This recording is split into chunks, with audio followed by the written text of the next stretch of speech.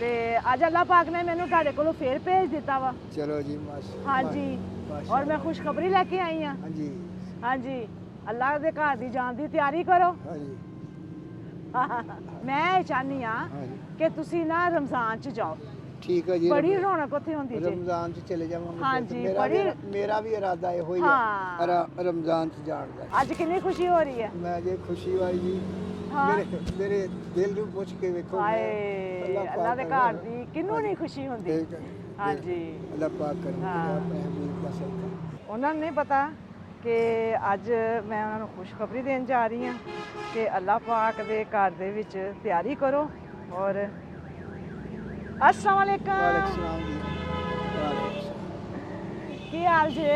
ਚੰਗਾ ਸ਼ੁਕਰ ਹੈ ਅੱਲਾਹ ਦਾ। ਠੀਕ ਠਾਕ ਹੋ? ਤੁਸੀਂ ਸੁਣਾਓ ਆਪਣਾ ਹਾਲ? ਸ਼ੁਕਰ ਅੱਲਾਹ ਪਾਕ ਦਾ। ਸ਼ੁਕਰ ਹੈ ਅੱਲਾਹ ਪਾਕ। ਅੱਜ ਵੀ ਉਸੇ ਤਰ੍ਹਾਂ ਹੀ ਬੈਠੇ ਆ ਜਿਸ ਤਰ੍ਹਾਂ ਮੈਂ ਪਹਿਲੇ ਇਹਨਾਂ ਨੂੰ ਪਹਿਲੀ ਦਫਾ ਮਿਲੀ ਸਾਂ ਤੇ ਆਪਣੇ ਕੰਮ ਦੇ ਵਿੱਚ ਮਸਰੂਫ ਆ ਹੈ। ਹਾਂਜੀ ਤੇ ਸਵੇਰ ਦੇ ਹੀ ਬੈਠੇ ਜੇ? ਸੁਬਾਹ ਦੇ ਅੱਛਾ ਅੱਛਾ ਸੁਬਾਹ ਦੇ। ਠੀਕ ਹੋ ਗਿਆ ਜੀ। ਤੇ ਅੱਜ ਅੱਲਾਹ ਪਾਕ ਨੇ ਮੈਨੂੰ ਤੁਹਾਡੇ ਕੋਲੋਂ ਫੇਰ ਭੇਜ ਦਿੱਤਾ ਵਾ। ਚਲੋ ਜੀ ਮਾਸ਼ਾ ਹਾਂਜੀ ਔਰ ਮੈਂ ਖੁਸ਼ਖਬਰੀ ਲੈ ਕੇ ਆਈ ਹਾਂ। ਹਾਂਜੀ ਹਾਂਜੀ ਅੱਲਾਹ ਦੇ ਘਰ ਦੀ ਜਾਣ ਦੀ ਤਿਆਰੀ ਕਰੋ। ਹਾਂਜੀ ਅੱਛਾ ਠੀਕ ਹੋ ਗਿਆ। ਹਾਂਜੀ ਅੱਲਾਹ ਦੇ ਘਰ ਦੀ ਜਾਣ ਦੀ ਤਿਆਰੀ ਕਰੋ। ਆਪਣਾ ਪਾਸਪੋਰਟ ਵਗੈਰਾ ਬਣਾਓ ਹਾਂਜੀ ਹੈ ਹਾਂਜੀ ਔਰ ਦੱਸੋ ਕਿ ਤੁਸੀਂ ਕਿਦੋਂ ਜਾਣਾ ਵਾ ਹੈ। ਪਾਸਪੋਰਟ ਜੀ ਤੁਹਾਡੇ ਹਾਂ। ਉਮਰ ਦੀ ਮਨਜ਼ੂਰੀ ਹੋ ਗਈ ਆ। ਹਾਂਜੀ ਅੱਲਾਹ ਪਾਕ ਨੇ ਦੇ ਦਿੱਤੀ ਆ। ਅੱਛਾ ਜੀ ਹੁਣ ਤੁਹਾਡੇ ਤੇ ਭਰੋਸਾ ਆ ਹਾਂਜੀ ਕਿ ਤੁਸੀਂ ਕਿਤੇ ਜਾਣਾ ਜੀ ਕਰੋ। ਹਾਂਜੀ ਪਾਸਪੋਰਟ ਬਣਿਆ? ਨਹੀਂ ਜੀ ਪਾਸਪੋਰਟ ਕੋਈ ਨਹੀਂ ਬਣਿਆ ਜੀ। ਹਾਂ ਤੇ ਮੈਂ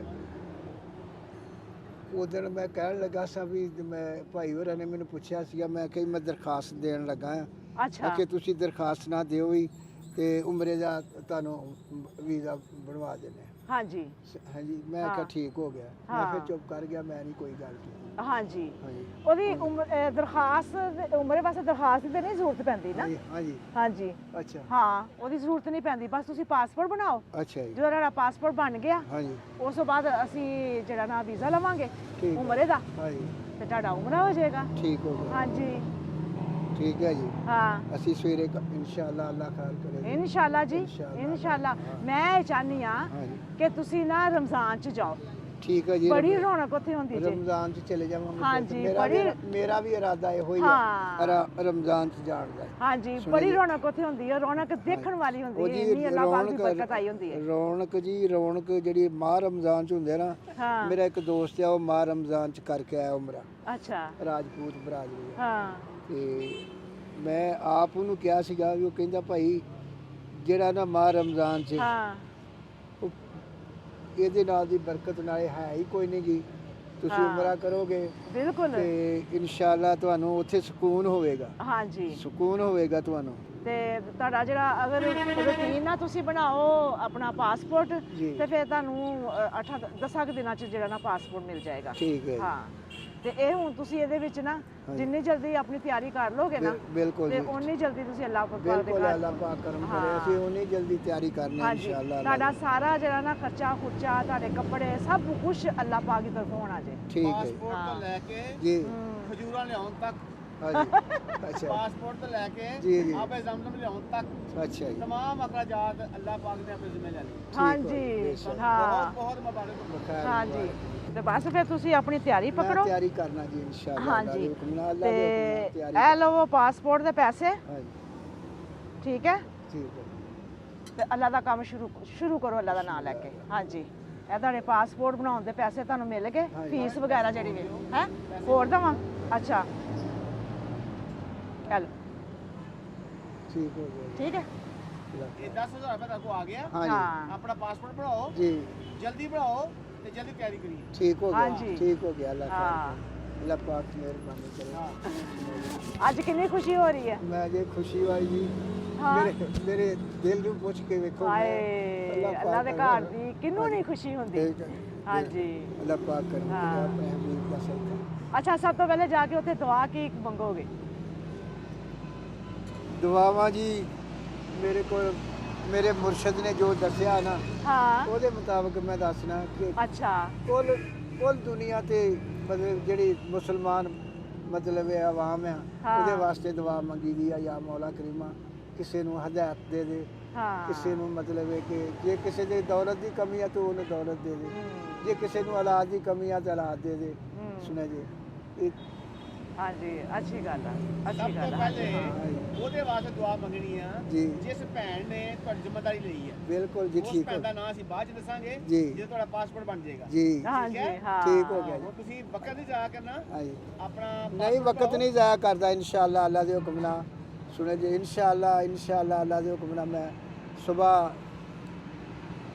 ਉਹ ਮੇਰੇ ਘਰ ਦੇ ਕਹਿੰਦੇ ਸੀਗੇ ਵੀ ਹਾਂ ਮੈਂ ਕਿਹਾ ਵੀ ਮੈਨੂੰ ਤੇ ਉਹਨਾਂ ਨੇ ਕੱਲੇ ਦਾ ਕਿਹਾ ਆ। ਹਾਂ ਸੁਣਿਆ ਜੀ ਤੇ ਉਹ ਕਹਿੰਦੀ ਫਿਰ ਮੈਨੂੰ ਮੈਂ ਆਪਣੇ ਤੌਰ ਤੇ ਹਾਂ। ਆਪਣੇ ਬੱਚਿਆਂ ਨੂੰ ਕਹਿੰਦੀ ਆ। ਹਾਂਜੀ ਹਾਂ ਸੁਣਿਆ ਜੀ ਹਾਂ ਠੀਕ ਹੈ ਤਾਂ ਹੋਰ ਅੱਛੀ ਗੱਲ ਆ ਹਾਂਜੀ ਹਾਂ ਉਹ ਕਹਿੰਦੀ ਮੈਂ ਤੂੰ ਵੀ ਨਹੀਂ ਠੀਕ ਰਹਿੰਦਾ ਮੈਂ ਵੀ ਨਹੀਂ ਠੀਕ ਮੈਂ ਅਸੀਂ ਇੱਕ ਵਾਰੀ ਘਰ ਵੇਖ ਲਈ ਉਹਦਾ। ਹਾਂਜੀ ਬਿਲਕੁਲ ਸੁਣਿਆ ਜੀ? ਹਾਂ ਤੇ ਮੈਂ ਕਿ ਠੀਕ ਹੋ ਗਿਆ। ਉਹ ਨਾ ਕੱਲ ਗਏ ਸਾਂ, ਮੇਰਾ ਇੱਕ ਅਜ਼ੀਜ਼ ਆ ਤੇ ਉਹਦਾ ਆਪਰੇਸ਼ਨ ਹੋਇਆ ਗੁਰਦੇ ਦਾ।